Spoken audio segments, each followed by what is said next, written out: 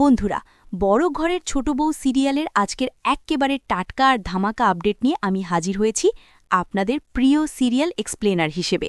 আজকের পর্বটি কিন্তু এক কথায় অসাধারণ হতে চলেছে, কারণ আজ আমরা দেখতে পাব এই আভিজাত্যে ঘেরা বাড়ির চার দেয়ালের আড়ালে কিভাবে এক চিলতে স্বাধীনতা আর এক রাস শৈশব ডানা মেলতে শুরু করেছে।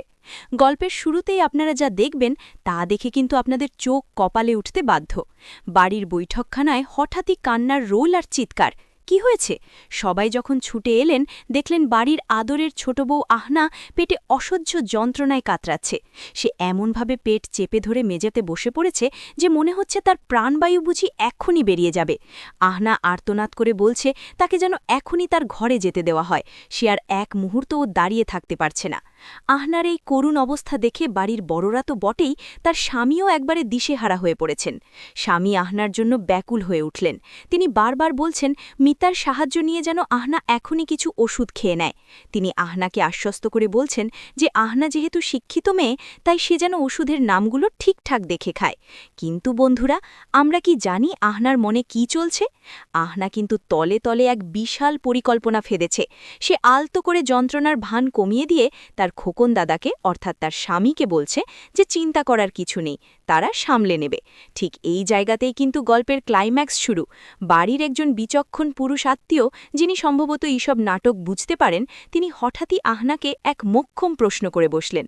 তিনি বললেন, এই তো 1 সেকেন্ড আগেই বললে পেটে অসহ্য ব্যথা, আর এখন বলছো কিছুই হবে না। ঘটনাটা আসলে কি আহনা? এই এক প্রশ্নে আহনার মুখ তো চুন। সে বুঝতে পারল যে তার চাল বুঝি হিতে বিপরীত হতে চলেছে। কিন্তু আহনাও তো কম নয়। সে চটজলদি তার বুদ্ধির ঘোড়া থেকে এক নতুন বাহানা বের করল। সে বেশ কাচুমাচু মুখ করে বলল যে আসলে ওষুধ কিনতে তো অনেক টাকা খরচ হবে, সেই দুর্মূল্যের বাজারে ওষুধের পেছনে অযথা টাকা খরচ করতে সে চাইছে না। তাই সে ব্যথার সাথে একটু আপোষ করে নিতে রাজি। আহনার এই কৌশলী চালে যখন পরিস্থিতি কিছুটা থিতু হতে যাচ্ছিল, তখনই কিন্তু পারো আসরে নামল আগুনের উপর ঘি ঢালতে। পারো বেশ মুচকি হেসে আর টিপ্পনি কেটে বলল, ঠিকই তো বলেছ আহনা, আমরা যদি বিনা চিকিৎসায় মরেও যাই, অন্তত ওষুধের টাকাটা তো সাশ্রয় হবে। এই বাজারে টাকা বাঁচানোই তো বড় ধর্ম। পারোর এই কথা শুনে বাড়ির পুরুষদের অবস্থা তখন দেখার মতো। তারা না পারলেন হাসতে, না পারলেন রাগের মাথায় কিছু বলতে। এই সুযোগে মিতা কিন্তু তার অভিনয়ের মাত্রা আরও বাড়িয়ে দিল। সে হঠাৎই মাথা ঘোরার অভিনয় শুরু করল। সে এমনভাবে টলমল করতে লাগল যেন এই মুহূর্তে সে সেন্সলেস হয়ে মেঝেতে লুটিয়ে পড়বে। পরিস্থিতি বেগতিক দেখে বড়মা তখন আর ঝুঁকি নিলেন না। তিনি বেশ গম্ভীর কিন্তু চিন্তিত স্বরে আদেশ দিলেন যে বউরা যেন এখনই ওপরে গিয়ে নিজের ঘরে বিশ্রাম নেয়। আর এটাই তো ছিল আহনাদের আসল লক্ষ্য। বড়মা আর বাকিরা যেই না প্রস্থান করলেন, অমনি শুরু হলো এক জাদুকরী পরিবর্তন। আপনারা যদি ভালো করে লক্ষ্য করেন, তবে দেখবেন সিঁড়ি দিয়ে ওঠার সময় এই 3 বউয়ের মুখে কিন্তু তখন যন্ত্রণার চিহ্ন মাত্র নেই। উল্টে তাদের চোখে মুখে এক অদ্ভুত বিজয়ের ঝিলিক আর ঠোঁটের কোণে জয়ের হাসি। তারা সিঁড়ির ধাপ ভাঙতে ভাঙতে একে অপরের দিকে ইশারা করে বুঝিয়ে দিচ্ছিল যে তাদের এই মিশন অসুস্থতা পুরোপুরি সফল হয়েছে। বাড়ির গম্ভীর শাসনের চোখ রাঙানি থেকে তারা কয়েক মুহূর্তের জন্য হলেও মুক্তি ছিনিয়ে নিয়েছে। গল্পের পরবর্তী দৃশ্যে বন্ধুরা, আমরা আপনাদের নিয়ে যাব সরাসরি রান্নাঘরের অন্দরমহলে। সেখানে এক দারুণ ঘরোয়া পরিবেশ তৈরি হয়েছে। বাড়ির বড়মা আজ নিজেই সব বউদের সাথে নিয়ে বসেছেন তেঁতুল ছাড়াতে। দৃশ্যটি যেমন মনোরম, তেমনি টক মিষ্টি সৌরভে মাখা। বড়মা আজ বেশ হাসি খুশি মুডে আছেন। তিনি একে একে সবাইকে তেঁতুলের ওপরের খোলাগুলো পরিষ্কার করতে বলছেন। আর সেই কাঁচা তেঁতুল দেখে আমাদের আহনার তো জিভে জল আটকাচ্ছে না। সে চুপি চুপি একটা তেঁতুল মুখে দিতে যাচ্ছিল, কিন্তু বড়মায়ের কড়া নজর কি এড়ানো যায়? বড়মা হাসি মুখে ধমক দিয়ে বললেন যে আগে এটা তৈরি হতে দাও। মশলাপাতি মাখিয়ে যখন আচার হবে, তখন সবাই মিলে এর আসল স্বাদ আস্বাদন করবে। তেঁতুল ছাড়ানোর এই মন্থর কাজের ফাঁকে ফাঁকে কিন্তু এক এক করে বেরিয়ে এলো বউদের জীবনের না বলা সব গল্প। বড়মা নিজেই প্রথম স্মৃতিচারণ করতে শুরু করলেন। তিনি বলতে লাগলেন তাদের সেই পুরনো মস্ত পৈতৃক বাড়ির কথা, যেখানে একটা বিশাল ডালপালা মেলা তেঁতুল গাছ ছিল। সেই গাছের ছায়ায় কিভাবে তাদের শৈশব কেটেছে, বড়মা আজ যেন সেই পুরনো দিনের ছোট্ট খুকি হয়ে গেলেন। আহনা বড়মায়ের গল্পে সায় দিয়ে বলছে যে কত আনন্দই না ছিল সেই দিনগুলোয়। মিতাও আর চুপ করে বসে রইল না। সে গর্বের সাথে জানালো যে ছোটবেলায় সে কত দুর্ধর্ষ আর চঞ্চল ছিল। সে তো আম পাড়ার জন্য অনায়াসই যে কোনো উঁচু গাছে কাঠবিড়ালির মতো উঠে যেত। বড় মা তো অবাক হয়ে শুনছেন তার ঘরের বউয়ের এই দুর্ধর্ষ কীর্তি। গল্পের রেশ ধরে পারো তার ছোটবেলার এক ভারী সুন্দর স্মৃতির ঝাঁপিতে হাত দিল। সে জানালো কিভাবে সে তার পুতুলের বিয়ে দিয়েছিল এক বিশাল ধুমধাম করে। পুতুলের বিদায়ের সময় সে নাকি এমনভাবে কেঁদেছিল যেন তার নিজেরই কোনো আপনজন চিরতরে চলে যাচ্ছে। আহনা তখন হেসেই খুন। সে পারোকে খোঁচা দিয়ে জিজ্ঞেস করল, বিদায়ের সময় কি আসলেও তোমার অত কান্না আসছিল দিদি? পারো বেশ আবেগ মাখালো গলায় জানালো যে ছোটবেলার সেই সারল্যে কোনো খাদ ছিল না। এরপর মিতা যা ফাঁস করবে তাতে কিন্তু এই সিরিয়ালের মোড় এক্কেবারে পাল্টে যাবে। মিতা জানালো যে সে শুধু দুরন্তই ছিল না, সে কাবাডি খেলায় আস্ত এক চ্যাম্পিয়ন ছিল। সে জেলা পর্যায়ে চ্যাম্পিয়ন হয়ে ডিস্ট্রিক্ট ট্রফি জিতেছিল। বড়মা যেন আজ নতুন চোখে তার বউদের দেখছেন। তিনি বুঝতে পারছেন যে এই পর্দার আড়ালে কত প্রতিভাধর মেয়েরা ঘর সংসারের চাপে নিজেদের স্বপ্নগুলোকে সিন্দুকবন্দি করে রেখেছে। বড়মা বিস্ময় আর বিষাদ মিশিয়ে বললেন, তোমরা কি তবে এই বাড়িতে এসে নিজের সব সত্তা বিসর্জন দিয়েছ? আমাকে কি আগে একবারও জানানো যেত না এই সব প্রতিভার কথা? আনহা তখন বড় মায়ের মন ভালো করতে এক গোপন রহস্য ফাঁস করল। সে জানালো যে বড় মায়ের ছোট ছেলে যখন তাকে প্রথম দেখার জন্য গিয়েছিল, তখন আনহা কিন্তু এক মস্ত নাচের প্রতিযোগিতায় অংশ নিচ্ছিল। সেই নাচের ছন্দ দেখেই নাকি সে মন হারিয়েছিল। এরপর পারোর গলায় এক বুক চাপা হাহাকার নেমে এলো। সে জানালো কত সাধনা করে সে উচ্চাঙ্গ সঙ্গীতের তালিম নিয়েছিল।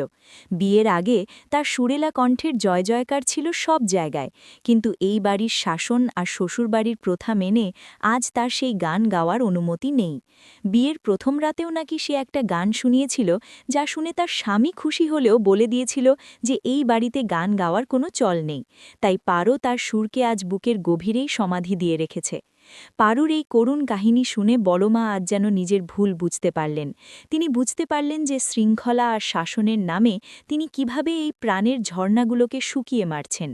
তিনি বউদের উৎসাহ দিতে লাগলেন যে আজ থেকে তারা অন্তত নিজেদের মনের কথা একে অপরকে বলবে। আর ঠিক এই মুহূর্তেই মিতা এক অভাবনীয় প্রস্তাব দিয়ে বসল। সে জানালো যে সে সাইকেল চালানোয় ওস্তাদ এবং সে আজ বাড়ির উঠোনেই সাইকেল চালিয়ে সবাইকে তাক লাগিয়ে দেবে। বড়মা তো প্রথমে হেসেই উড়িয়ে দিতে চাইলেন। তিনি বললেন, বাড়ির বউ হয়ে শাড়ি পরে এই উঠোনের মাঝে সাইকেল চালাবি? লোকে দেখলে কি বলবে? কিন্তু আনহা আর পারো নাছোড়বান্ধা, তারা বড়মাকেও রাজি করিয়ে ফেলল। বন্ধুরা, এরপর যে দৃশ্যটি আসতে চলেছে তা হবে এই সিরিয়ালের ইতিহাসের অন্যতম শ্রেষ্ঠ দৃশ্য। আমরা দেখব মিতা বেশ পরিপাটি করে শাড়ি পরে পুরো আভিজাত্য বজায় রেখেই সাইকেল নিয়ে উঠোনে চক্কর কাটছে। তার সাইকেল চালানোর সেই আত্মবিশ্বাস আর নিখুঁত ভঙ্গি দেখে বড়মা তো বটেই, বাকি বউরাও হুল্লোড় করে উঠল। চারদিকে হাসির রোল আর তালির শব্দে থমথমে বাড়িটি হঠাৎই সজীব হয়ে উঠল। কিন্তু চমকের তখনও বাকি। আনহা আর মিতা এবার বড়মাকেও সাইকেলে চড়ানোর জেদ ধরল। বড়মা তো কাঁপছিলেন। তিনি বারবার হাত নেড়ে না বলছিলেন এই ভেবে যে যদি পড়ে যান তবে কোমরের হাড় বুঝি আর আস্ত থাকবে না। কিন্তু বউদের ভালোবাসা আর আহ্লাদের কাছে তাকে হার মানতেই হলো। মিতা সাইকেল চালাচ্ছে আর বড়মা তার পেছনে বসেছেন। এই দৃশ্যটি প্রজন্মের মেলবন্ধন আর নারী স্বাধীনতার এক অনন্য প্রতীক হয়ে ধরা দিল। বড়মায়ের মুখের সেই প্রশান্তি আর শৈশব ফিরে পাওয়ার আনন্দ দর্শকদের হৃদয় স্পর্শ করবেই করবে। গল্পের এই অংশে আমরা এক ভিন্ন বড়মাকে খুঁজে পেলাম, যিনি শুধুই কঠোর শাশুড়ি নন, যিনি আসলে সবার জননী। তেঁতুল ছাড়াতে ছাড়াতে তাদের এই শৈশবের স্মৃতি রোমন্থন যেন তাদের নতুন করে বাঁচতে শেখালো। পর্বের শেষে আমরা দেখছি রান্নাঘরের টেবিলে বসে সবাই বেশ মজা করে নুন মশলা দেওয়া তেঁতুল ভাগ করে খাচ্ছে। তাদের চোখের জল আর হাসি মিলেমিশে একাকার হয়ে গেছে। কিন্তু বন্ধুরা, এই খুশির আমেজ কি চিরস্থায়ী হবে?